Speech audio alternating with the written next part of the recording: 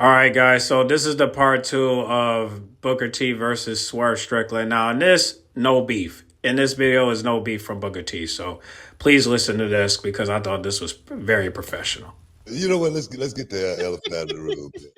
Everybody going to be expecting me. Let's rewind. I woke up this morning and I'm wondering why is my name trending? Why is my name all over the social media? And then I see the video of Swerve Strickland, saying F Booker T at the end of what was it? Dynasty. Dynasty.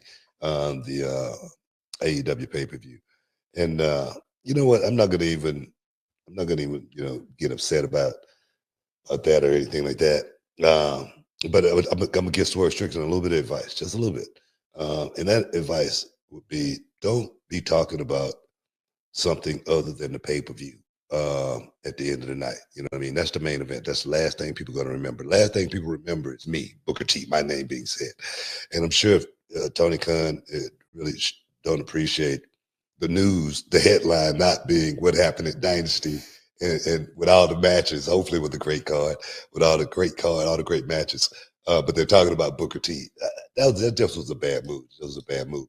And there again, you know, he got a lot of energy, at the end of a show, but I'm not that type, man. I'm from that school. If you got something to say to somebody, you say it in their face, you say it to their face.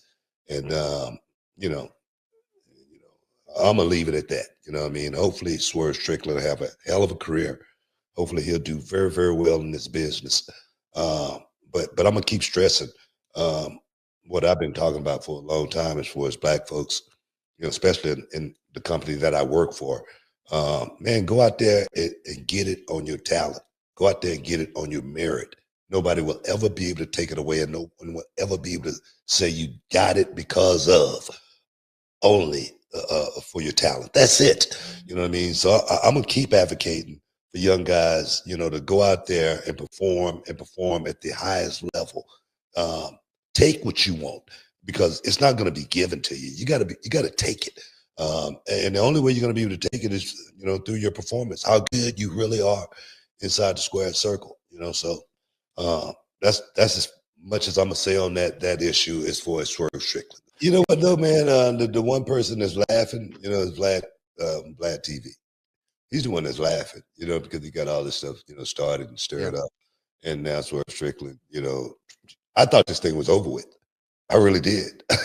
I swear to God, the last thing I thought about was waking up this morning to an FU. He saw he did it too. He like snuck it in there, dropped the mic, got the hell out of the ring. There's a word for the book. There's a word for that. I don't know what the word is, but there's a word for that. Somebody will tell me. No, man, it's just this generation, man. This generation. Like I say, I'm an advocate for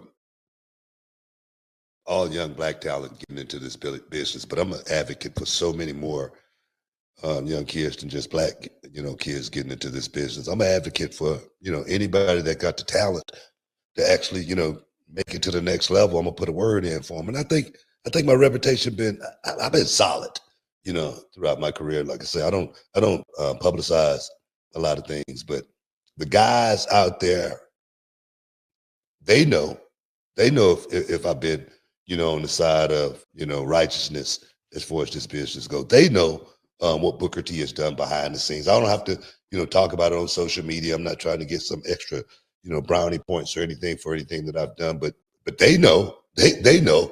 And people like Swerve, him and I, we cut from a different cloth, man. We totally cut from a different cloth. And there again, but I honestly, I wish nothing but the best for this dude, man. Yeah, I feel that. And I want to see him succeed. Will I ever say anything positive about him ever again? Probably not. You know what I mean? Will I ever put him over? As far as being a good worker and someone who could perhaps transform this bit. No, I probably would never ever do that again. You know what I mean? Because I've learned my lesson. It's like got it before. It's like a dog, you know what I mean? I got a boxer downstairs, man, and we fight, we play, man, hard. I'm serious, man. He'll get the meanest growl that you've ever heard in your life. But trust me, when I put my hand in his mouth, he won't bite it. You know, he would not bite the hand that feed him. You know what I mean? And so there again, I just feel like, yeah, you got to have respect for the people who come before you. And I mean, in book, like anybody who laces up a pair of boots or even puts on a headset like me, we owe a debt of gratitude to you and so many people who came out of that generation that made us love this thing and want to continue to be a part of it. And, I'm playing around a little bit with some of the stuff that I'm saying, but I do really mean it. Like, you got something to say, like you can say it to a man's face and you can leave it at that. You know what I mean? I don't know what the idea was behind that. I thought that it was, I thought it was disrespectful. And but I too wish him nothing but the best. I wish him nothing but the best. I hope he's successful. 1,000 years of success. 1,000 years of success. I ain't gonna bring personal beef to my job. Thanks. That's the last thing I'm gonna do is bring a personal beef to my job. So I'm gonna leave it at that though. Stick around, guys. You in the Hall of Fame, man. We'll be back in a minute.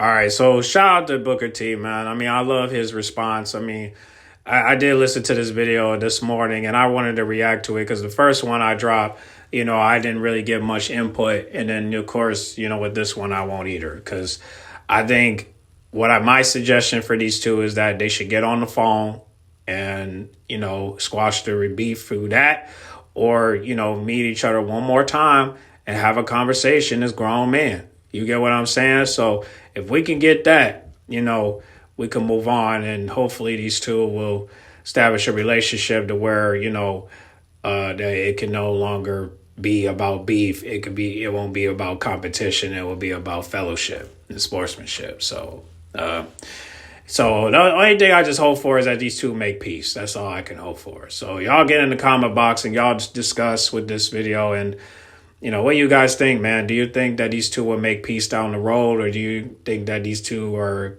going to move on or do you think these two are going to say, is going to say, oh, bump him, I'm just going to go my way. Well, either way, they're going to move on, but just in case they run into each other, will they make peace? Get in the comment box. Make sure you guys like, comment, subscribe, share if you're new, and I'll catch y'all in the next video, all right?